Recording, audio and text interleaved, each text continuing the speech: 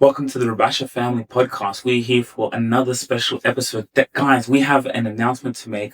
My father is now an author. He is now an author and his book is on Amazon. So I've put the link in the description. Please go and buy the book. Quickly, Dad, what's the book about?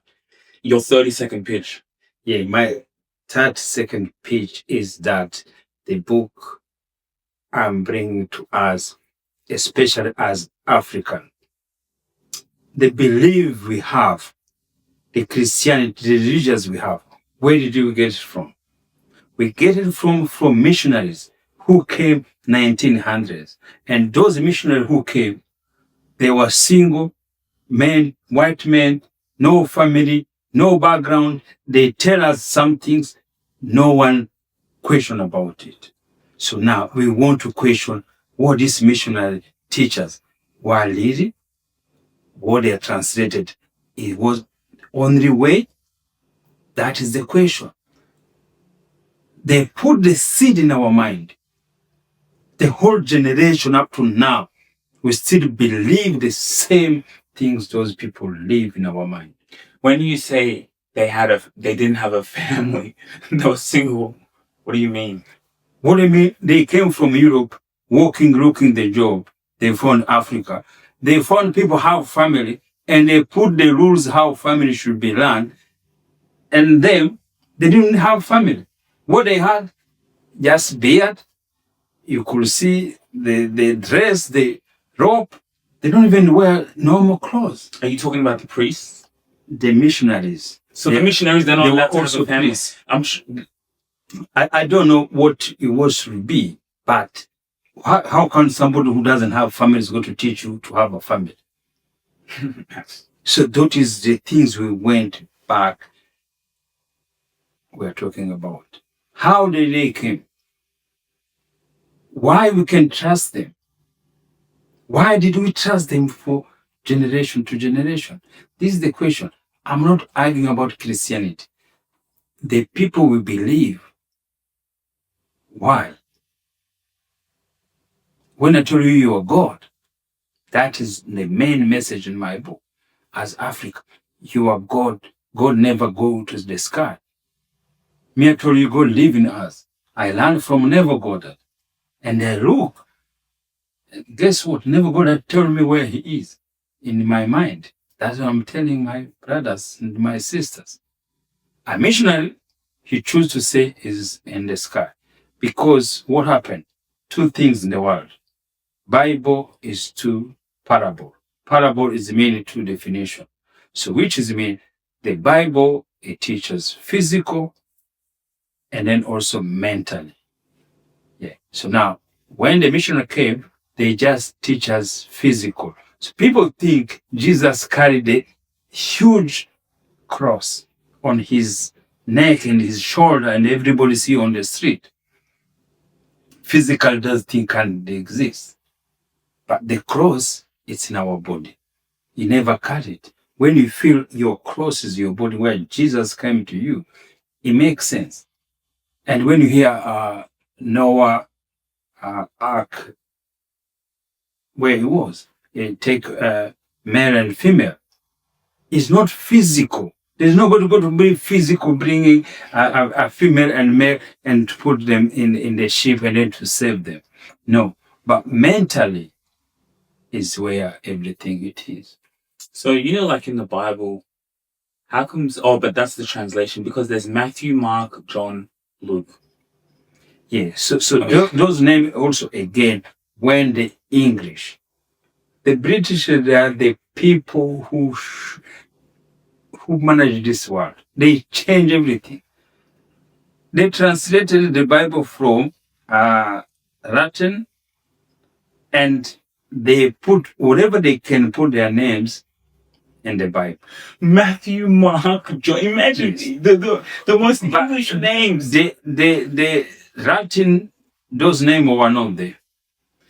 So they put their English names there to be able to feel it's our thinking. Think about that. And no one's questioned that. In the Matthew, Mark, Luke, John, do you know how powerful it is to be putting those names there? Yes. Like, why can't that name be? That's what a power of mind. Imagine if it was an Islamic name, or even in the English version, or an African. It's Matthew, Mark, Luke, Yes. John, and you think because you remember they translated. So that's why you see King James version. So King James was British. He said, "This is my version." And you remember, British their own. Their power with their own. So because most Catholic, they are French, Spanish, Italian. So now the British have to fight them. Up to now, British, they don't believe what thing. That's why they bring the Church of England. What do you mean the Church of England? So the Church of England came because it would not continue to allow all English to become Catholic. But you see, the Catholic, they were there in Africa, 19th century. So the Church of England, it never have much that influence than the Catholic. Because Catholic, they were there before. The Romans, they were there before. That is why you found it Catholic is everywhere. So now the European started not continue to follow them. So those other denominations keep coming. Church of England, Presbyterian. So all they were against Catholics. And then they went now America, now they bring their own Jehovah Witness, all those names is the people believe. And the people rules put to them. Or everything they come to Africa like a learning come to Africa.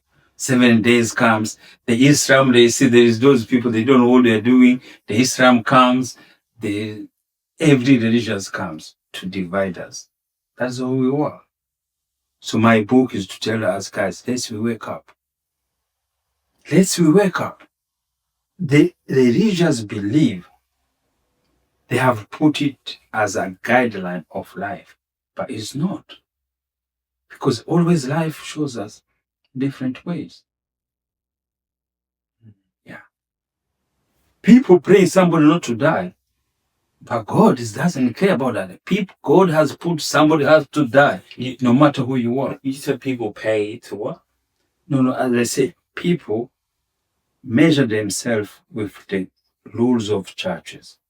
So now they say they pray to God. Oh, let's pray to this person is sick, not to die.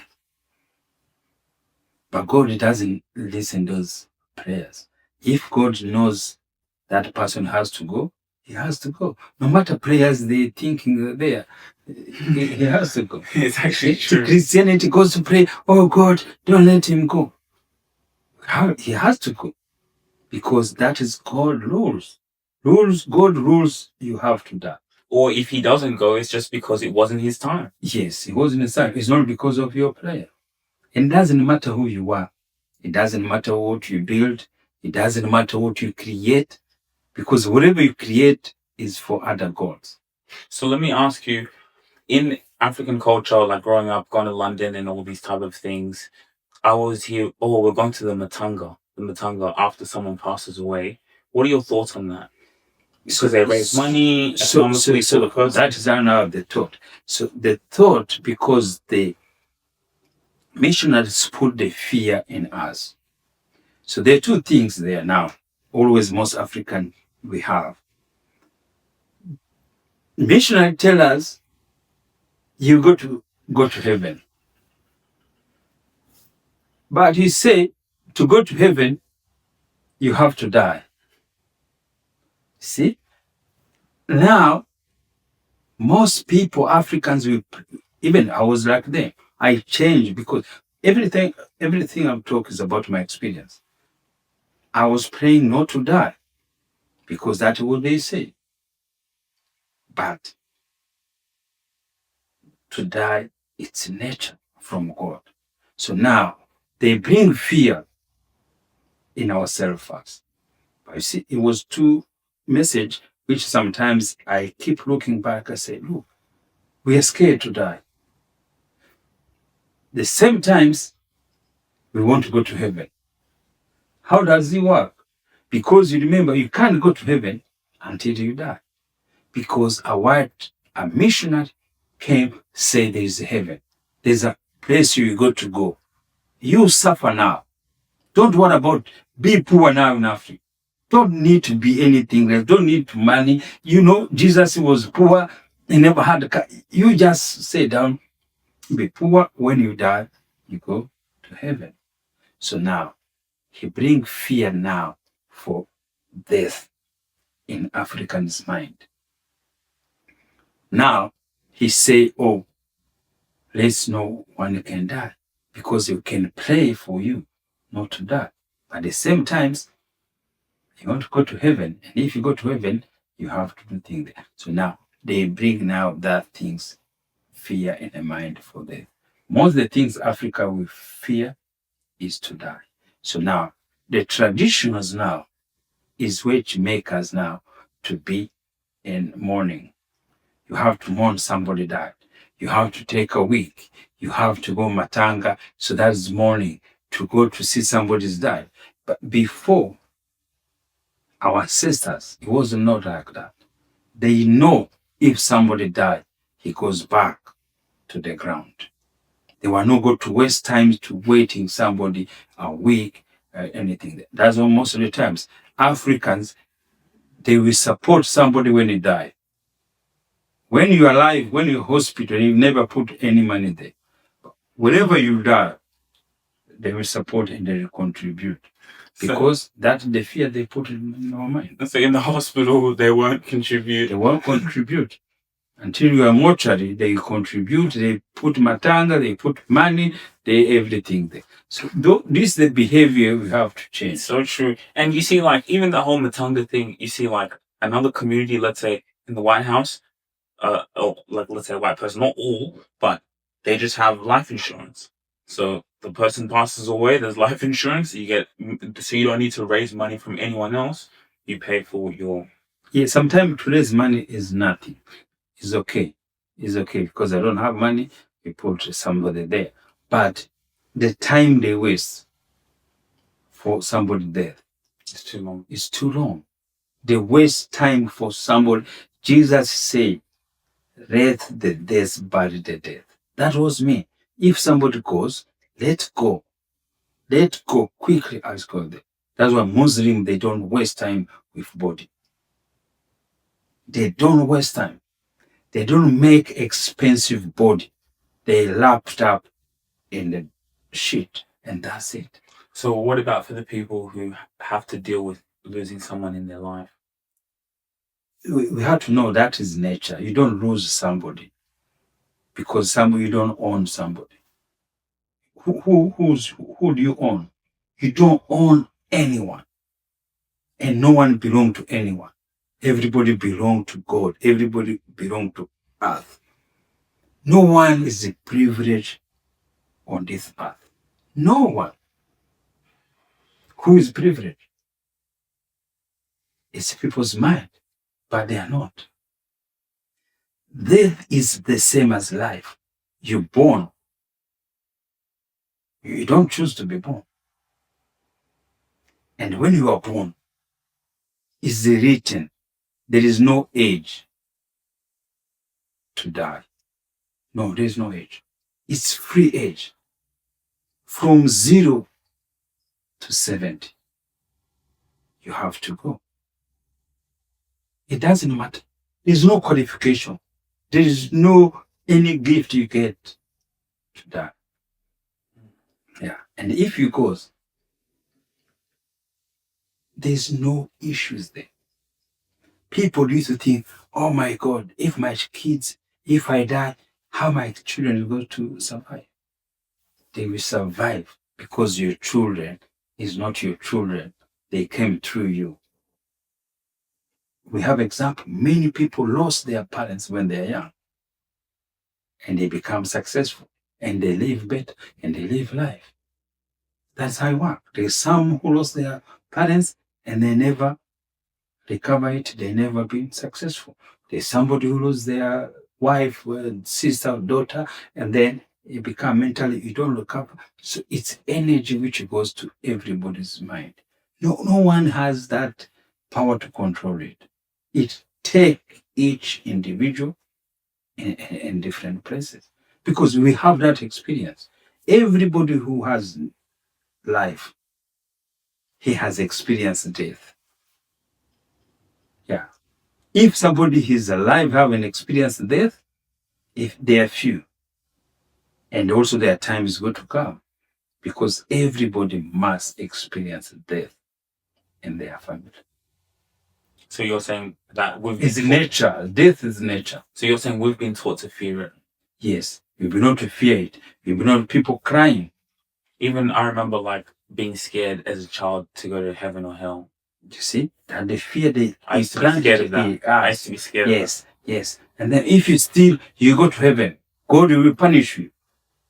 They instill fear of our children. That is why most children, they lie. Why do you think children lies? You have to teach your children. Listen to this. You have to be teaching your children to say the truth. Because lies nature in themselves. But is it in our nature to just lie? Yes. It's in our nature. Yes. Children lie more than adults. So you have to learn to be honest to the community, to the society. Or otherwise society is going to teach you how to be honest. But you see, the lies comes before the truth. Because everything's nature. And the reason now we have been put it in our mind, and that the fear of death is the missionaries. Is what they tell us. To go to heaven and to go to hell. Missionary never went to hell. He killed people. He take land. Even now, they're still exploiting Africa because of that belief and that system. And that is why also the Muslim came in, the Islam came in also, take also bit part for these people who don't know who they are. Why they give us Christian name? Because we belong to them. We are slave for them in the mind.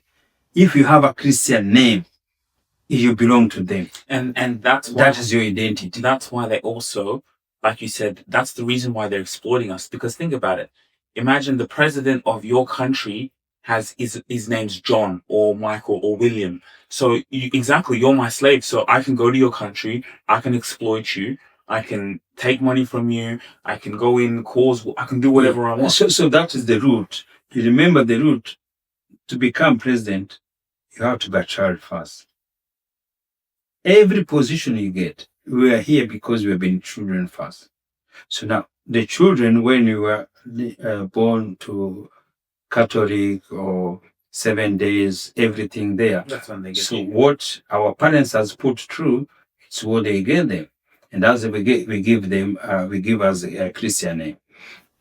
So now, other Africans, children or their parents, they came to Muslim. So now their children, and they believe, they give them that names. You see, they already completely divided us because our ancestors, their mind were weak. So the weakness we see, the people inferiority complex we see. So that is the cause of the roots. So because if somebody take away your identity, you are mean nothing because he give you his identity. Wow. He say you are Christian. So now, how do you go to know somebody is a Christian? He had to give you his name. That's true because yes, that's like for example, Catholic. Let's say the name that was given to me was YVES. That one straight away in my mind, I think Catholic straight away because I just think Catholic. So that is French names. So French name, that what do you mean there? So now, Ian. So sometimes like Ian is more also like maybe like England. It's English name. Yes, maybe, correct. And then you related to a Christian yes, name. But we know the Christian name because that is European background. So now, the Arabs also, when they came, because also they were really smart, they saw there's vacuum in Africa. So now they take other people on one side, they took anything, they say, okay, so now how are we going to know? Because these people, they look like. How are we going to know who's a Christian or who's a Muslim? Oh, they give you a name. Hussein, James. That is our thing there. And they're the same people, they're the same colors, the same color. Yeah. Your name's Hussein? Yes. Your name's James. So now, when you go to the street like here in Sydney, somebody, if a Christian or a Muslim, is going to look at you and then say, oh, what's your name? You see? And then you say, oh, Eve or James. So you know you know their own. So if you found you are Hussein or Muhammad, you know you are them there. So now, because what I say is in my experience. So since I changed now, I send Dizay Rubasha, and my client say, oh, so are you Muslim or Christian? You see? Because, yes. So because now I not belong to those. What label? Because of my identity. So I will be not labeled with Christianity. That's the change you have to have. If you say your name's James, I would not think you're Muslim at all. I would know you are. He's a Christian. Yes. I would think, Yes. But you see how it's like, it's just to label someone. It's like a sheep on the tag. You label them. Yes. So it's like when you say your African name, Sujira, where's that from? Yes. So it confused them. It's not a Christianity. It's not a Where is that from? It sounds like he's African. Yes. It's the same way an Indian person goes to someone and they say, what's your name? My name's Patel. Straight away, okay, he could be wherever from in India, he could be Hindu, yes, whatever labels they have, but it's not James or Ali. Yes, so that is why the community we have to be proud of. For me, personally, Indians, they're really powerful who they are. They stick to their names, they stick to their belief. They're really powerful. They made no. Indian can whatever religions can, if they change. They don't change their name. He can keep his name, but he can have maybe Christianity or whatever, or Islam, but they keep their name. But as Africans, no. These are things we have to say. But the problem is now, because we have been taught, we have been educated, this is the best way. So education, which they give for people who have Africans. So those are the ones even who make even worse. The people who want to educated in Europe or whatever, the priest, the bishop, is the one now who damage all now. Who say, no, you can't have this African name. You can't have your own African name. You have to continue to have this name. We belong to this. We belong to this. The fanatic of Christianity is so powerful. They go to kill you. The fanatic of African for Muslim, they will go to kill you. They don't care. Their own people. Yeah, their own people, because it's insane.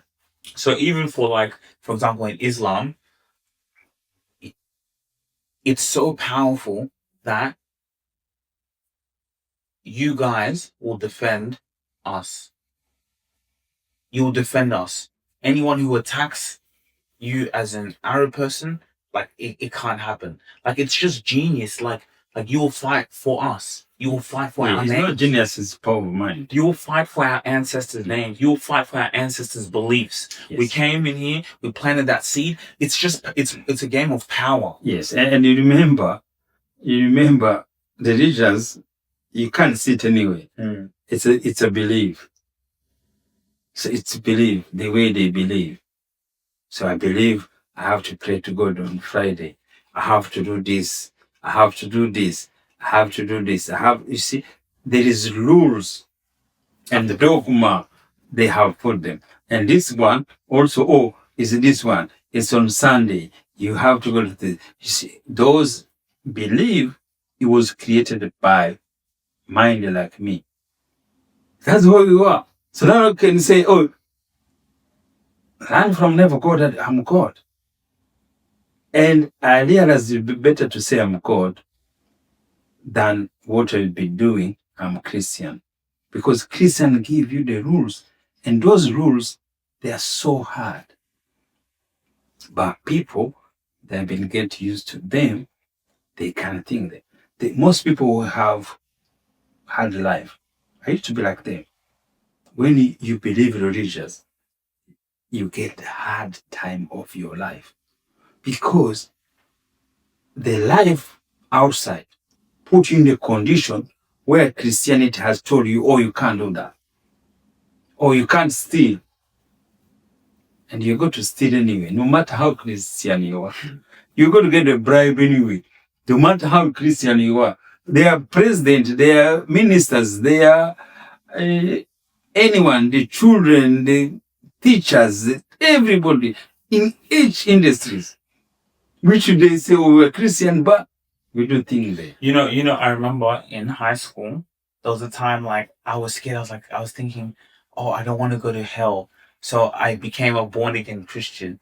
And I had to live like it was like, okay, I'm born again. So it was so hard for me not to do. Yes, anything. It's so hard, man. It was, I went for like a week and then I just gave up because it's like, I'm putting restrictions. You can't do this. You can't swear. Yes. Or, and then I'm hearing my friends swear. And then I just swear like the condition to be a Christian is the most hardest things to try to follow. No one can follow that. When you look the rules, even look the Moses the commandment, there are 10. Try to follow even one. You can't even get anything. Do not commit adultery. The things like that. There's people who they can't. Yes. There's something they say, don't say the God of name in vain.